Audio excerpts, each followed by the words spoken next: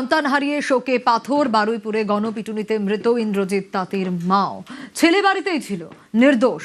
দোষীদের শাস্তির দাবি ইন্দ্রজিতের মায়ের। আমার ছেলে বাড়ি ছিল, ওই আনন্দর ফ্যামিলি আমাদের শেষ করে দিল। ওর মা বৌদি বলেছে, আনন্দর খুঁজতে এসেছো কেন? ইন্দ্র তাঁতির বাড়ি যাও। যখনই বলেছে আমার বাবার বাঘের মতো এসে তুলে নেই। একেবারে অন্তত 500 লোক মেরে মেরে শেষ করেছে। আমরা বলেছি আমার ছেলে যদি সত্যিকারে যদি করে, ওর বাবা বলেছে তোমাদের হাতে সসম্মানে তুলে দেবো, মেরো না, কোনো কথা নেয়নি। আমি চাইছি আমার ছেলে তো বিনা দোষে মেরেছে, হ্যাঁ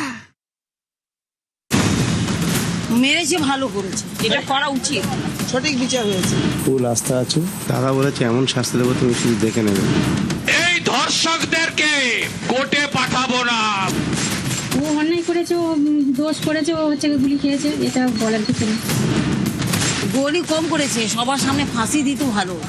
দিনে ধরবো, রাত্রি কাম তমাম, সেরকমে আজ করে দিলেন। সকালে জমা নেব, বিকালে খরচ করব।